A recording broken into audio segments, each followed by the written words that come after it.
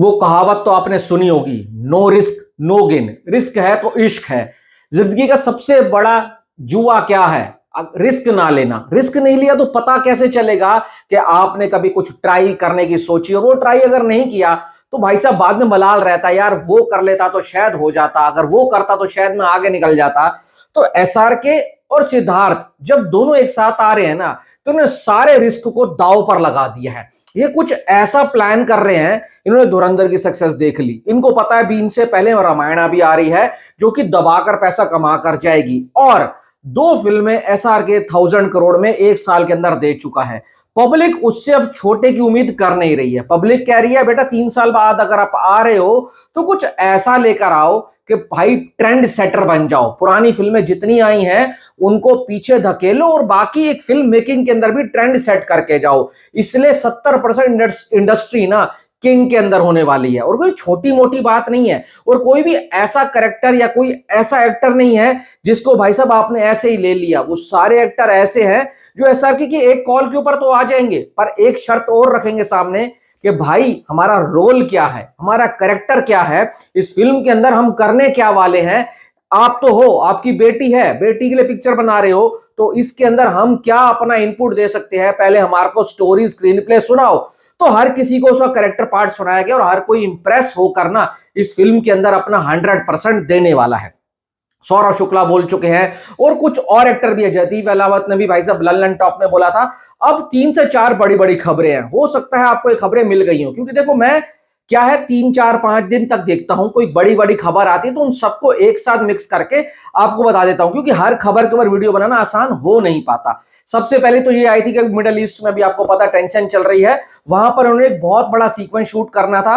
वो सीक्वेंस अब ये वहां ना करके एक स्टूडियो में शूट करेंगे, और इसके लिए अलग से इन्होंने वीएफएक्स प्लेट मंगाई है ताकि पब्लिक को ये ना पता लगे कि रियल लोकेशंस पर शूट नहीं हुआ है। एक नई टेक्नोलॉजी के साथ, नए एक्सपर्ट्स के साथ और नए वीएफएक्स प्लेट के साथ ये लोग वो सीक्वेंस शूट करने वाले हैं।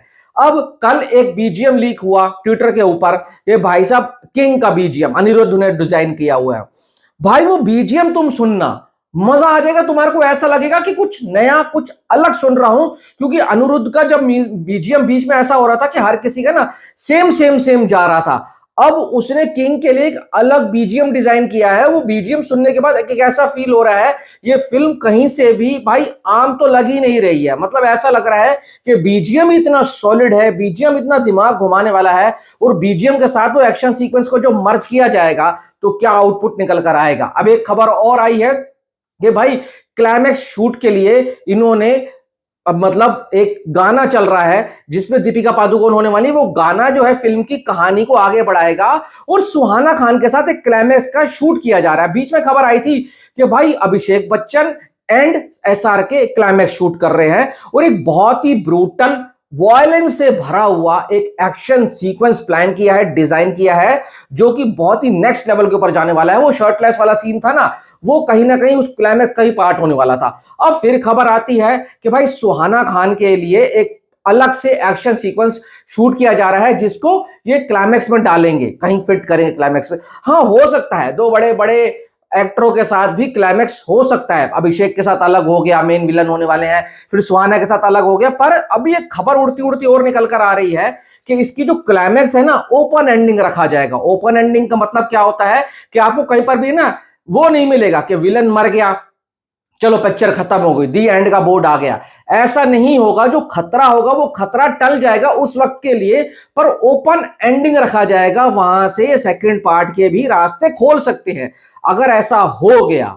जिस हिसाब से स्टार कास्ट है, जिस हिसाब से पिक्चर का बजट है, अगर सेकंड पार्ट के लिए वहां से हिंट भी दे देते हैं और बाद में साल 2 बाद प्लान करते हैं कि हम किंग का पार्ट 2 लेकर आएंगे, तो भाई ये नेक्स्ट लेवल जा सकता है। क्योंकि आप देख रहे हो पार्ट 2 अगर बढ़िया बनकर आता है तो भाई वो कैसा धमाल मचाता है, आपने धुरंधर में देख लिया। और ये ट्रेंड जो इस वक्त के ऊपर चल रहा है, बीच में खबर आई थी कि आपको पता है राजा मौली की जो वाराणसी है वो भी 2 पार्ट में हो सकती है। धुरंधर ऑलरेडी 2 पार्ट में है ही है।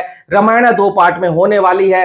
टॉक्सिक के बीच में खबर आ रही थी कि वो भी 2 पार्ट में एक ओपन एंडिंग रखेंगे। तो एसआरके और सिद्धार्थ ने सोचा कि हम क्यों ना ऐसा करें, हम तो अभी भाई साहब पोस्ट प्रोडक्शन में पूरी तरीके से गए भी नहीं है, अभी तो हमारा चल ही रहा है ना, शूटिंग चल रही है, तो क्यों ना हम कुछ एक ऐसा सीक्वेंस यहां से लिखें और उसको स्क्रीन प्ले के साथ मर्ज करें जहां से ये फिल्म सेकंड पार्ट के लिए भी अपने रास्ते ओपन करके जाए। तो कुछ ऐसी ही प्लानिंग एसआरके की और सिद्धार्थ की चल रही है। अगर ये बढ़िया है तो अच्छा है, पर कई बार क्या होता है ना, जबरदस्ती अगर सेकंड पार्ट को प्लान किया जाता है तो फिल्म के पहले पार्ट की कहानी को भी वो खराब कर देता है। पर यहां पर जो चीजें निकल कर आ रही हैं उनसे सुनने में तो ये आ रहा है कि कुछ भी ऐसा नहीं होगा कि फर्स्ट पार्ट को कॉम्प्रोमाइज किया जाए सेकंड पार्ट के लिए। अगर ऐसा हो जाता है तो मेरे हिसाब से तो बहुत बढ़िया हो जाएगा और फिर सब चीजें देखने में मजा आएगा। और हाँ, एक और बात, डूम्सडे के बारे में खबर आ रही है कि वो 1 हफ्ता और पहले चली गई है। पहले 18 आ रही थी, अब उससे 1 हफ्ता और पहले 11 चली गई है।